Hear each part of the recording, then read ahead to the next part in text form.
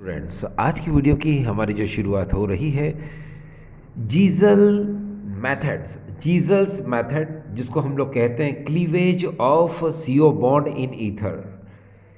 ये क्लीवेज विधि जिसमें हम ईथर में सीओ बंध का विदलन किस तरह होता है उसको हम लोग सीखते हैं। एनसीईआरटी में पर्टिकुलरली इसका कोई जीजल मेथड नाम नहीं दिया है।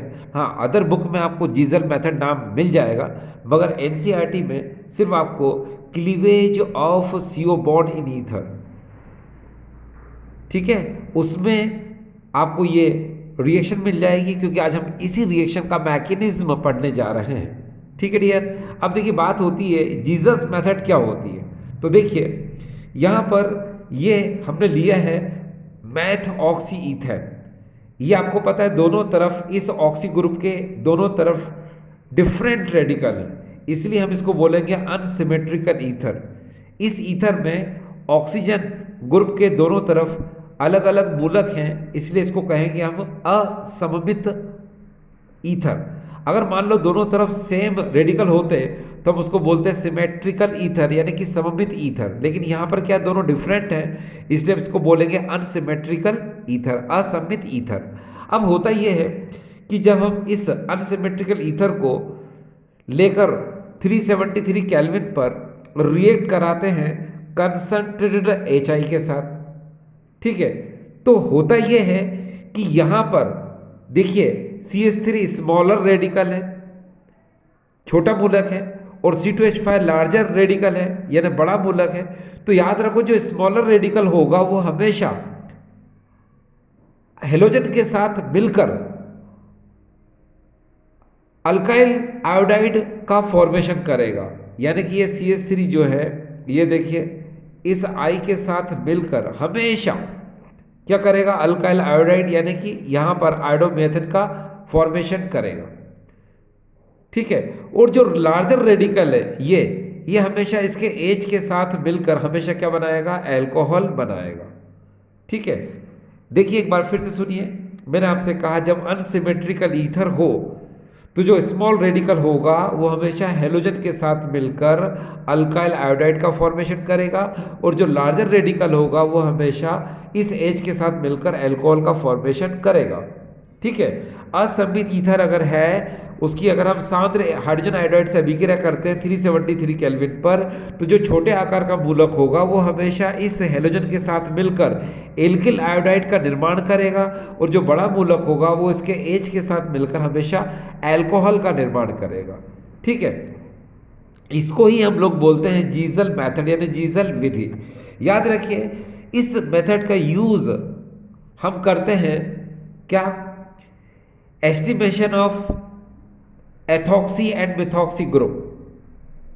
ठीक है। यानी जीजल मेथड का यूज हम क्या करते हैं, ईथर में मिथॉक्सी एंड इथॉक्सी ग्रुप के आइडेंटिफिकेशन के लिए करते हैं। जीजल विधि का उपयोग हम मिथॉक्सी एवं इथॉक्सी ग्रुप की पहचान करने के लिए करते हैं। अगर हम इसके मैकेनिज्म की बात करते हैं तो जो इसका पहला स्टेप है, इस फर्स्ट स्टेप में अगर आप देख रहे हैं यहाँ पर, तो ये है math oxy ethane, math oxy ethane. ठीक है। ये अनसिमेट्रिकल ईथर है। ठीक है।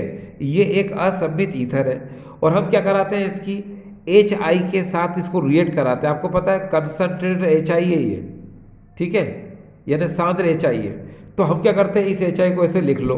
अब क्या होगा, आपको पता है H और I के बीच में बॉन्ड है।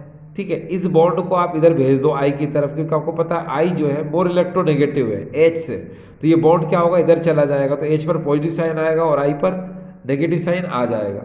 अब इस ईथर का जो ये ऑक्सीजन है, इसके पास लोन पेयर है, तो ये लोन पेयर अपना क्या करेगा, इसको डोनेट करके इस प्रोटॉन को क्या करेगा, एक्सेप्ट कर लेगा।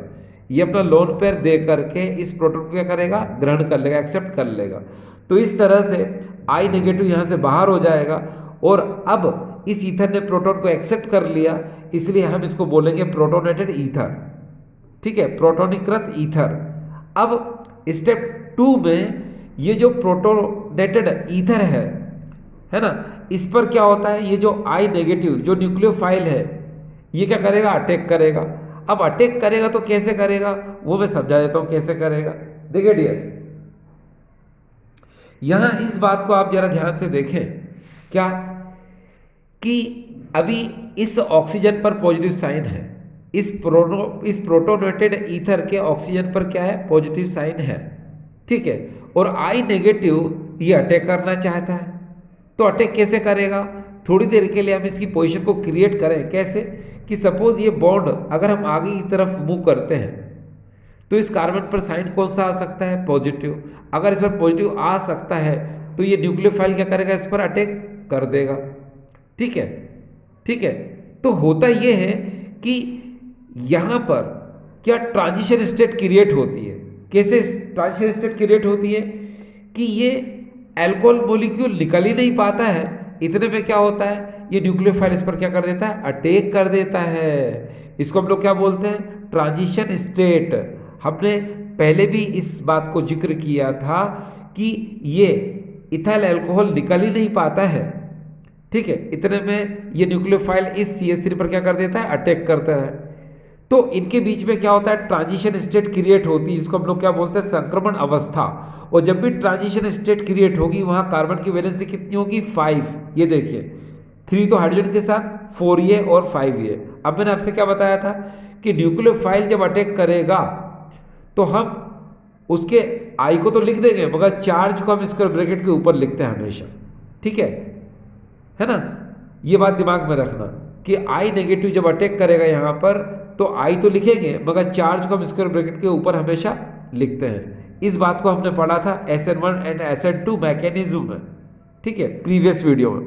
अब डियर स्टूडेंट्स एक बात और जरा समझने की कोशिश करो कि ये जो केमिकल रिएक्शन है आप देख रहे हैं कि ये SN2 मैकेनिज्म का एग्जाम्पल है, ये SN2 क्रिया विधि का उदाहरण है। क्यों, क्योंकि इस केमिकल रिएक्शन में जो रेट है, इस अभिक्रिया में जो अभिक्रिया की दर है वो इसकी कंसंट्रेशन और इसकी कंसंट्रेशन दोनों की कंसंट्रेशन पर क्या करती है, डिपेंड करती है। इसीलिए ये एग्जाम्पल किसका होगा, SN2 मैकेनिज्म का होगा, ठीक है।